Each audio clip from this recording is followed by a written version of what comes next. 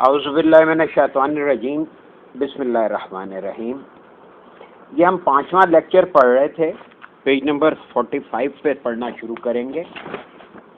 تو یہ پیچھے ہم نے اس میں دیکھا کہ کثرت کا اجمال، اس چیپٹر کا عنوان تھا کثرت کیا ہے۔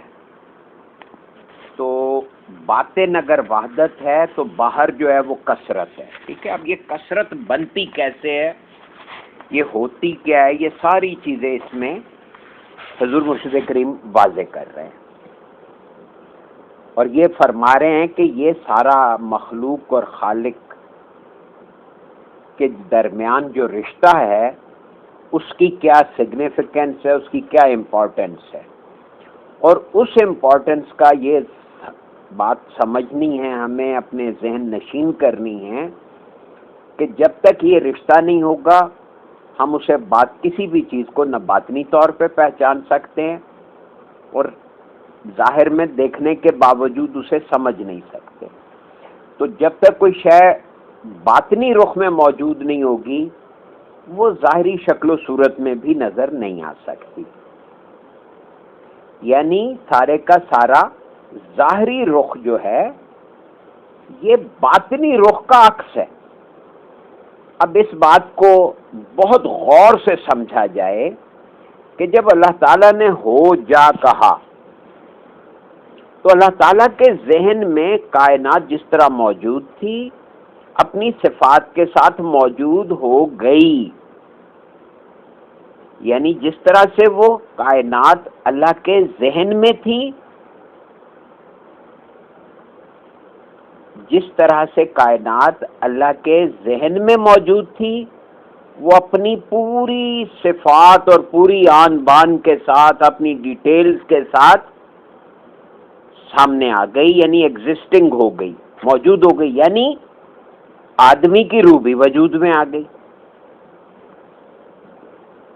یعنی پوری کائنات کا یکجائی پروگرام تخلیق ہو گیا۔ اور یہ تخلیق اللہ تعالیٰ کے ذہن سے منتقل ہوئی ہے۔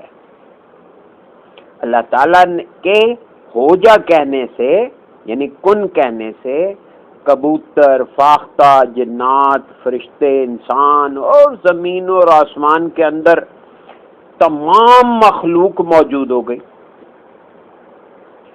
انسان جب اللہ تعالیٰ کے ذہن میں موجود تھا تو وہ کبوتر سے بھی واقف تھا، فرشتوں سے بھی واقف تھا،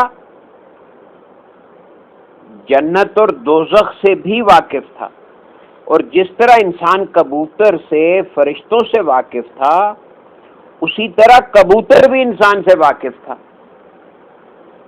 اب آ رہی ہے؟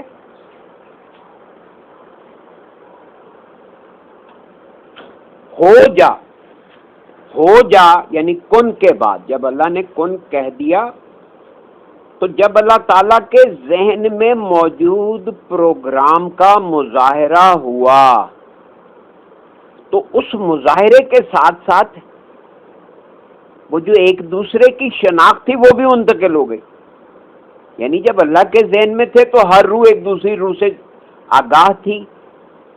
اب کبوتر سے، چڑیا سے، کتے سے، بلی سے، فرشتے سے، جنات سے، ہر چیز سے روح آشنا تھی، وہ آپ سے آشنا تھے۔ تو جب کن کہا گیا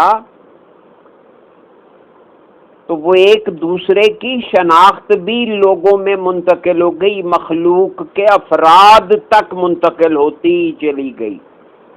انسان جہاں اللہ تعالیٰ کے ذہن میں موجود تھا وہ جزو لا تجزا یعنی باطنی رخ ہے۔ کثرت میں چونکہ روح کی عکاسی ہو رہی ہے اس لیے کثرت کا ہر فرد انفرادی طور پر کثرت سے واقف ہے۔ اب یہ بات سمجھ لیں کہ پوری کائنات یکجائی طور پر لوح محفوظ پر نقش ہے، اور لوح محفوظ پر یکجائی پروگرام نقش ہونے کا مفہوم یہ ہے کہ کائنات کا ہر فرد دوسرے فرد کی شناخت کا ادراک رکھتا ہے، اور یہی باطنی رخ کا دیکھنا ہوا۔ اب ہم خارجی رخ میں دیکھنے کی طرزیں بیان کرتے ہیں، یعنی باطنی رخ میں ہم ہر چیز سے آشنا ہیں۔ اب ظاہری رخ میں دیکھنے کی طرزیں دیکھیں۔ جب ہم کسی عمارت کے سامنے کھڑے ہیں، اب جس سمت میں کھڑے ہیں، یعنی مشرق میں یا مغرب میں، یعنی اس عمارت کے مشرق یا مغرب، یا ٹھیک ہے نا، تو عمارت کا وہی حصہ ہمارے سامنے۔ ہم جس جگہ کھڑے ہیں اس جگہ سے ہٹ کر کچھ فاصلے پر جا کر کھڑے ہو جاتے ہیں، تو چلنے کے بعد فاصلے پر دوسری جگہ کھڑے ہونے میں کیا ہوا؟ نگاہ کا زاویہ بدل جاتا ہے۔ یعنی کچھ قدم چلنے کے بعد ایک فاصلہ طے کرنے سے کیا ہوتا ہے؟ نگاہ کا زاویہ بدل جاتا ہے۔ اب زاویے کا تبدیل ہونے سے، نگاہ کا زاویہ تبدیل ہونے سے عمارت کا دوسرا حصہ ہماری نظروں کے سامنے آ جاتا ہے۔ دیکھیں نا، آپ اس کے شمال میں کھڑے ہیں، آپ تھوڑا سا دائیں طرف مڑتے ہیں تو آپ اس کے مغربی رخ کو دیکھنے لگے، مزید دائیں طرف مڑے، اب آپ اس کا جنوبی حصہ دیکھ رہے ہیں، مزید دائیں طرف جائیں گے تو آپ میں، تو اس طرح سے ہم اس کے گرد گھومتے جائیں تو کیا ہوگا کہ ہماری نگاہ کا زاویہ بدلتا جائے گا۔ نگاہ کا زاویہ تبدیل ہونے سے نگاہ کا عمارت کا دوسرا حصہ ہمارے نظروں کے سامنے آ جاتا ہے۔ جوں جوں نگاہ کا زاویہ بدلتا جائے گا، عمارت کے دیگر حصے ہمارے سامنے آتے جائیں گے۔ یہ ہے خارج میں دیکھنے کا طریقہ، ٹھیک ہے نا۔ ہم نگاہ کے زاویے کو تبدیل کرنے کے لیے ایسی جگہ کھڑے ہو جاتے ہیں جہاں عمارت کی 3 سمتیں ہمارے سامنے آ جاتی ہیں، اور ہم عمارت کی 3 سمتوں کو دیکھ رہے ہیں۔ تو زاویہ نگاہ تبدیل کرنے کے لیے ضروری ہے کہ ہم ایسی جگہ کھڑے ہوں جہاں سے عمارت کی 3 سمتیں نظر آئیں۔ اب زاویہ نگاہ تبدیل کرنے کے لیے ظاہری نگاہ میں ظاہری طور پر مشاہدہ کرنے میں کچھ فاصلہ طے کرنا ہوتا ہے۔ فاصلہ طے کرنے، ہم عرض کر رہے تھے کہ فاصلہ طے کرنے میں کیا ہوا؟ زاویہ نگاہ تبدیل کرنے کے لیے ظاہری نگاہ میں ظاہری طور پر مشاہدہ کرنے میں کچھ فاصلہ طے کرنا ہوتا ہے۔ فاصلہ طے کرنے میں زمان اور مکان دونوں زیر بحث آ جاتے ہیں۔ 10 قدم اٹھا کر ایک جگہ سے دوسری جگہ کھڑا ہونا یہ مکانیت ہے، اور 10 قدم اٹھانے میں جتنا وقت صرف ہوا وہ زمانیت ہے۔ اب مکانیت اور زمانیت میں سفر کرنے سے زاویہ نگاہ تبدیل ہو جاتا ہے۔ ایک دیکھنا یہ ہے کہ آدمی بنفس نفیس زمین پر چل کر فاصلہ طے کرے۔ فاصلہ طے کرنے میں کچھ وقت لگتا ہے، فاصلہ طے کرنے اور وقت لگنے میں نگاہ کا زاویہ تبدیل ہو جاتا ہے۔ زاویہ نگاہ تبدیل کرنے کا دوسرا طریقہ یہ ہے کہ آدمی ذہن کے اندرونی نقش و نگار پہ اپنے تصور کو مرکوز کر دے، تو ذہن کے اوپر ان نقوش کا خاکہ مرتب ہوتا ہے۔ اس خاکے کو دیکھنے کے لیے ٹائم اینڈ سپیس کی ضرورت پیش نہیں آتی۔ اب یہی بات وہاں پہ لوح قلم میں حضور قلندر بابا اولیاء نے لندن ٹاور کو دیکھنے کی مثال سے دی ہے۔ تو اس سے 2 قانون منکشف ہوئے۔ ایک یہ کہ آدمی جس طرح ظاہری نگاہ سے دیکھتا ہے، ہزاروں میل کی مکانیت اور دنوں اور مہینوں کی زمانیت طے کر کے دیکھتا ہے، وہ تصوراتی ماحول میں، یعنی تصوراتی قاعدوں اور ضابطوں کے ساتھ زمانیت اور مکانیت کے بغیر بھی چیز کو دیکھ سکتا ہے. یعنی جس طرح ہم ٹائم اینڈ اسپیس میں ٹریول کر کے کسی چیز کو دیکھتے ہیں، اسی طرح ہم اسے تصور میں بھی دیکھ سکتے ہیں، یہ کہا. اب یہ الگ بات ہے کہ ظاہری آنکھوں سے دیکھنے میں تصویر زیادہ روشن اور واضح ہوتی ہے، لیکن اگر تصوراتی نگاہ قائم ہو جائے یا تصوراتی نگاہ سے دیکھنا آدمی کا اختیاری ہو جائے، یعنی اس کے اختیار میں آ جائے، یعنی وہ اس کی اتنی مشق کرے کہ اس کو وہ اپنے اختیار کو ایکسرسائز کرے، تو وہ دھندلا خاکہ بھی روشن اور واضح ہو جاتا ہے. یعنی نگاہ کی کمزوری کو دور کرنے کے لیے آپ کو اپنے اختیار کو ایکسرسائز کرنا ہے. دوسرا قانون یہ ہے کہ جب ہم سفر کر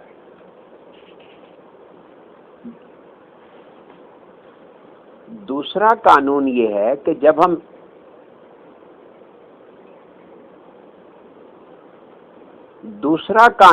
ہے کہ جب ہم سفر کرتے ہیں تو ہماری نگاہ کا زاویہ تبدیل ہو جاتا ہے.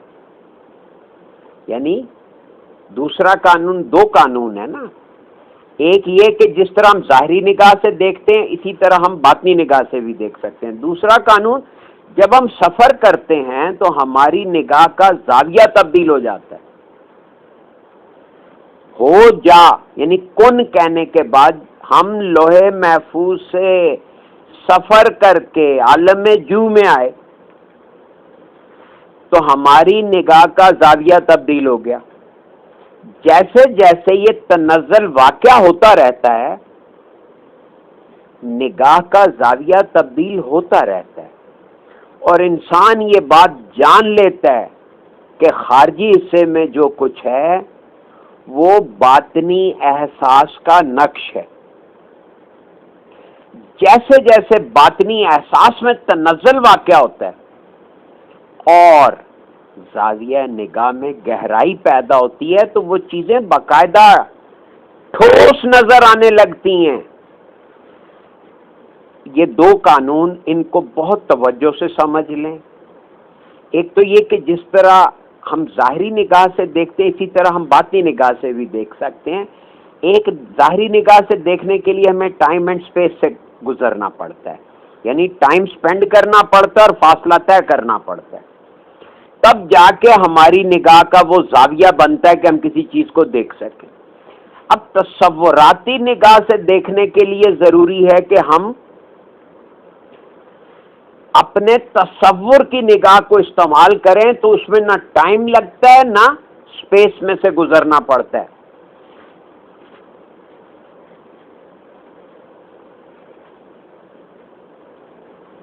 اور کیا ہوتا ہے کہ جو ہی ہم کسی چیز کو اپنے تصور میں، جیسے فرض کریں میں ایفل ٹاور کا نام لوں تو ایفل ٹاور کا نام لیتے ہی آپ کے ذہن میں ایک تصویر لہرائی. اب اگر آپ اسے خود اپنے طور پہ اختیاری طور پہ دیکھنا چاہیں اور آپ کی نظر میں یعنی اختیاری طور پہ اپنے ارادے کے ساتھ جب آپ کریں گے تو یہ اس کی جزیات واضح ہوتی چلی جائیں گی. دوسرا یہ قانون بتا رہے ہیں کہ ہماری نگاہ کا زاویہ بدلتا ہے، ٹھیک ہے، تو اس کے دیکھنے سے چیزیں بھی بدلتی ہیں. یعنی جب ہم وہاں لوح محفوظ میں تھے تو ہماری نگاہ کا زاویہ اور تھا، وہاں سے ہم سفر کر کے عالم جو میں آئے تو ہماری نگاہ کا زاویہ چینج ہو گیا. پھر وہاں سے نیچے آئے، اس دنیا میں آئے، روشنیوں سے گزر کے رنگوں سے گزر کے مادی زون میں آ گئے تو ہماری نگاہ کے زاویے چینج ہوتے جا رہے ہیں. تو نگاہ کے زاویے کی یہ تبدیلی کو سمجھ لیں کہ خارجی حصے میں جو کچھ ہے وہ اصل میں ہمارے باطنی احساس کا نقش ہے. یعنی ہم جو کچھ بھی دیکھ رہے ہیں اس کا احساس ہمیں باطن میں ہوتا ہے، اور جیسے جیسے ہمارے باطنی احساس میں تنزل واقع ہوتا ہے اور زاویہ نگاہ میں گہرائی پیدا ہوتی ہے چیزیں ٹھوس نظر آتی ہیں. اب اس کے بعد احساس کی درجہ بندی بتانے لگے. احساس کی درجہ بندی کیا ہے؟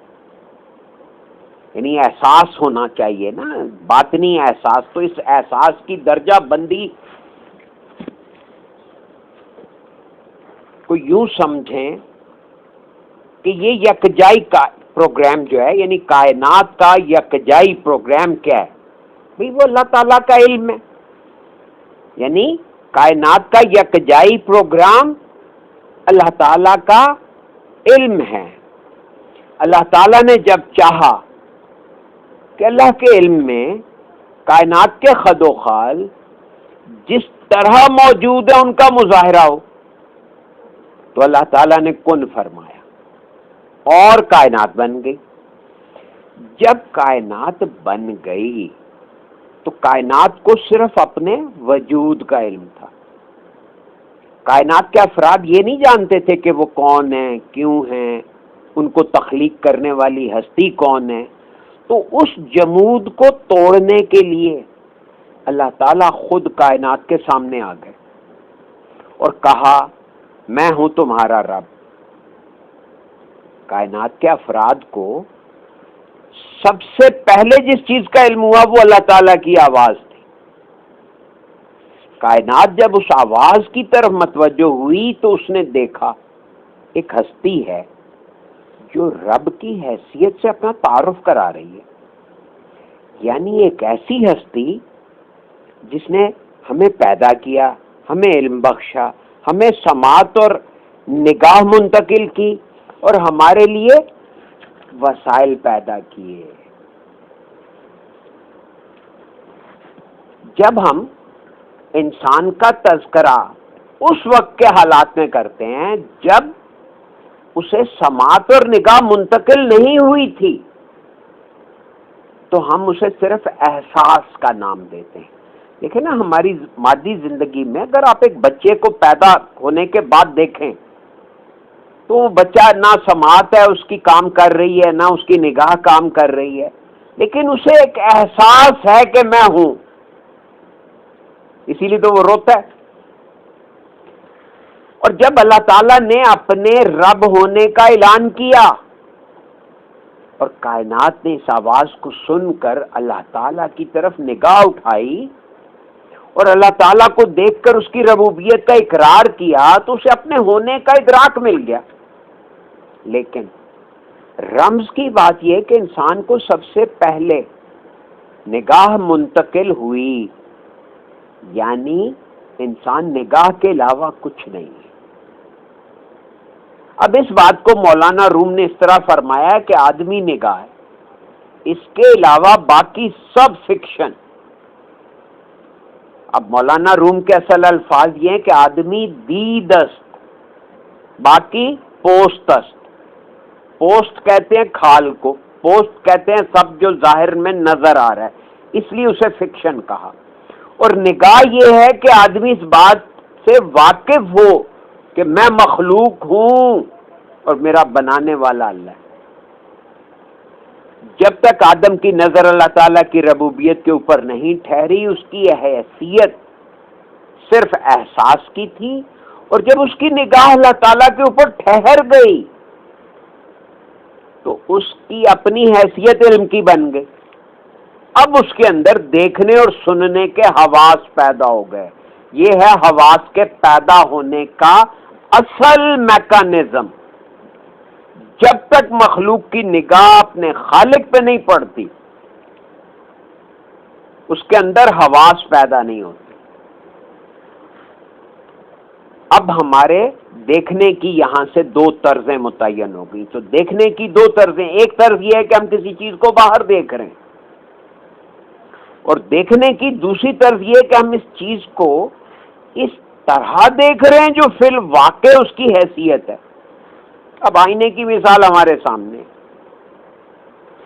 جب ہم کسی قد آدم آئینے کے سامنے کھڑے ہوتے ہیں، یہ مثال کو بڑی توجہ سے سمجھیں کہ ہم کسی قد آدم آئینے کے سامنے کھڑے ہو کر دیکھ رہے ہیں تو ہمیں اس آئینے میں اپنی صورت نظر آتی ہے اور ہم یہ کہتے ہیں کہ ہم آئینہ دیکھ رہے ہیں. حالانکہ ہم آئینہ نہیں دیکھ رہے، آئینے کے اندر جو عکس ہے اسے دیکھ رہے ہیں۔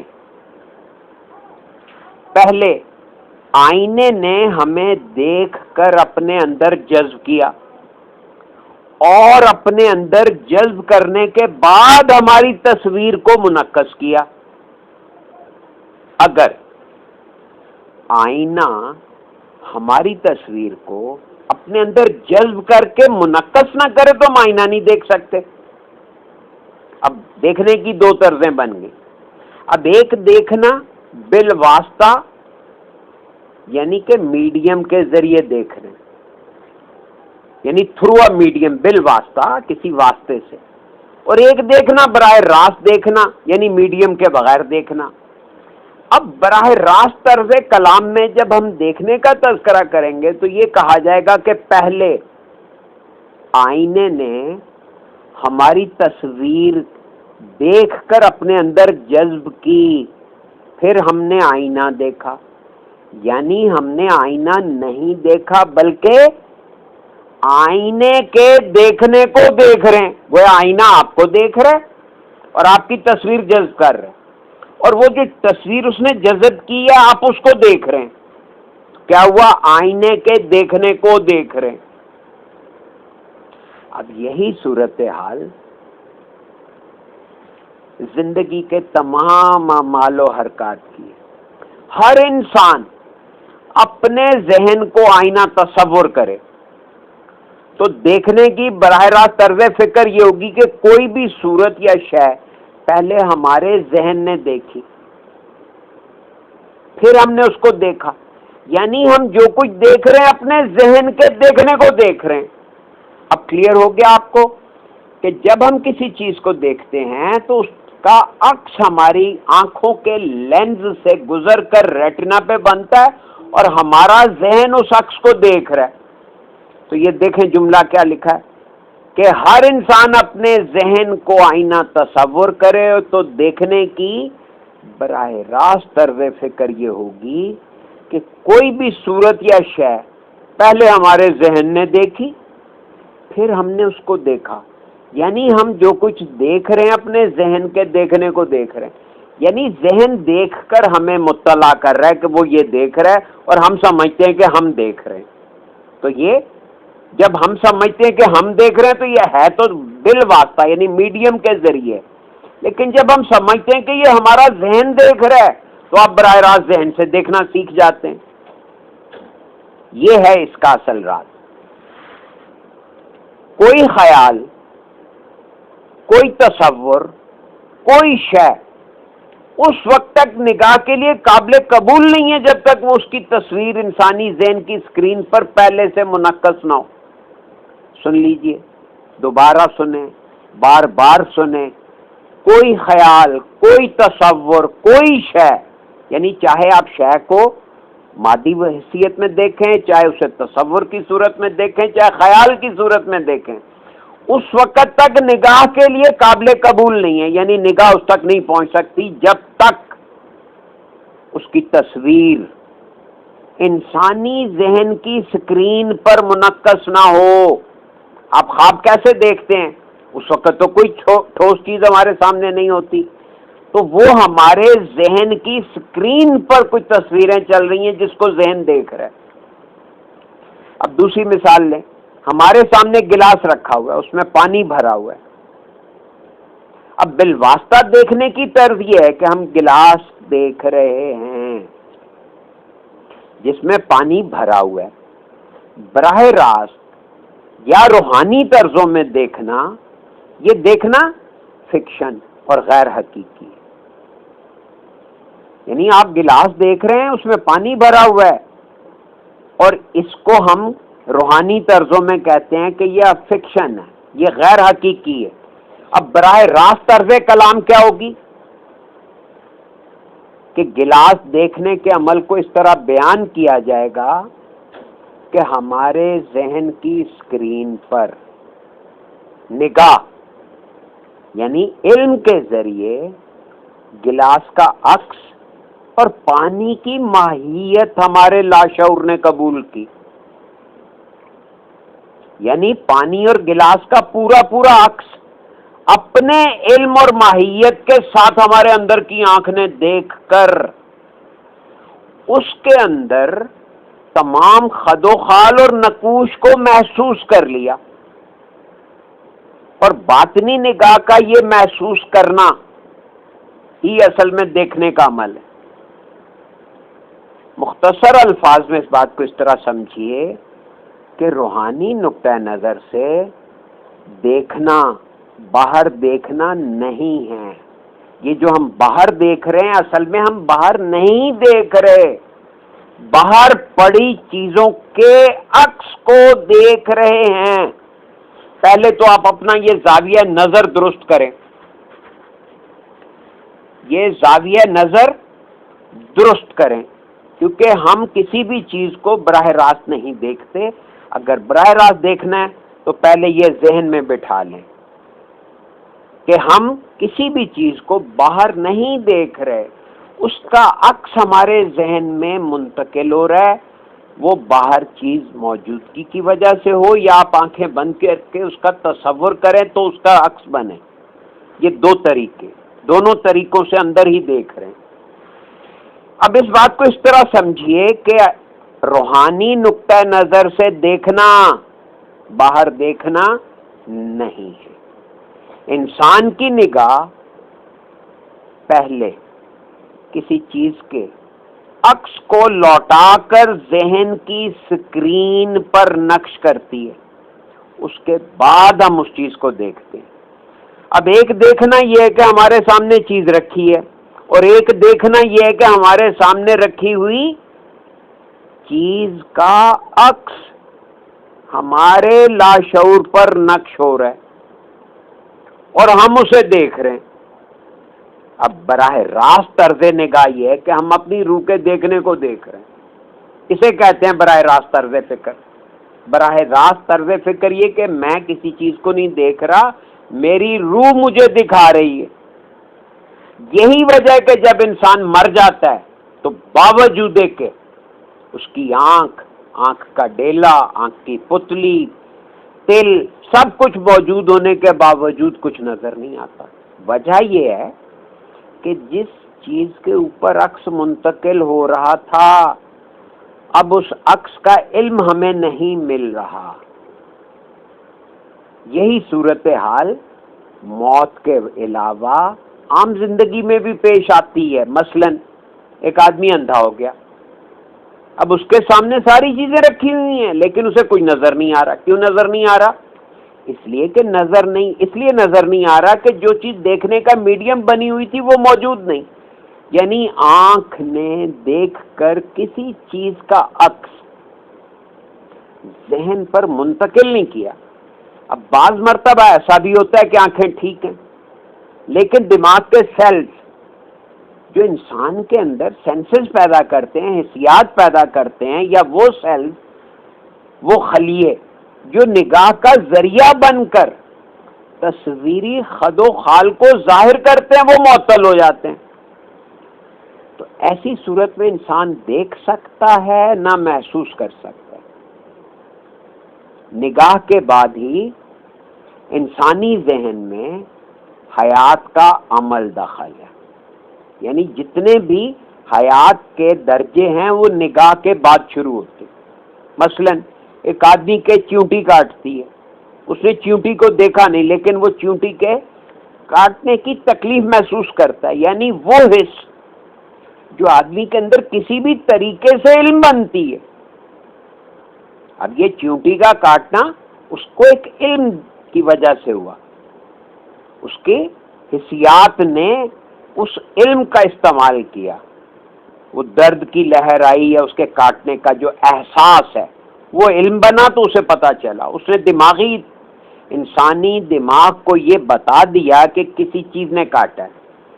کہنا یہ ہے کہ آدمی کو سب سے پہلے جس چیز کا علم حاصل ہوتا ہے، خواہ وہ لمس کے ذریعے ہو، خواہ شامہ یعنی سونگنے کے ذریعے ہو، خواہ سماعت کے ذریعے ہو، خواہ بصارت کے ذریعے ہو، یہ احساس کا پہلا درجہ.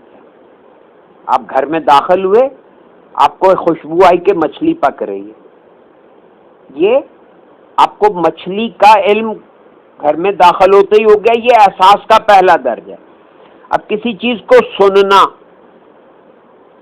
پھر سننے کے بعد مفہوم اخذ کرنا، یہ احساس کی دوسری درجہ بندی ہے۔ انسان کو جب کسی چیز کا پہلی مرتبہ علم حاصل ہوتا ہے تو یہ احساس کا پہلا درجہ ہے۔ دیکھنا احساس کا دوسرا درجہ ہے، سننا احساس کا تیسرا درجہ ہے، کسی چیز کو سونگھ کر اس کی خوشبو یا بدبو کو محسوس کرنا یہ احساس کا چوتھا درجہ ہے، اور چھونا یعنی لمس یہ احساس کا پانچواں درجہ ہے، اور احساس کا صحیح نام نگاہ ہے۔ اس لیے کہ جب تک مخلوق کی نظر خالق کے اوپر نہیں ٹھہرتی احساس کی درجہ بندی نہیں ہوتی۔ مخلوق ہو جا کے بعد جس سٹیج پر موجود تھی اس کو صرف یہ خیال تھا کہ میں ہوں، پھر اس کو نگاہ ملی، نگاہ کے ساتھ ساتھ وہ قوت سماعت سے آشنا ہوا، اور اس کے بعد وہ دوسری حصے منتقل ہو گئیں۔ اب یہ سارے کا سارا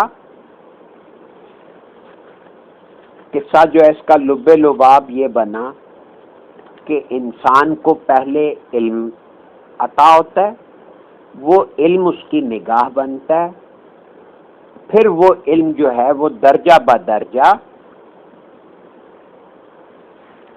سنتا ہے اس کو، پھر سونگھتا ہے، پھر اس کی خوشبو، یا پھر اس کو چھوتا ہے۔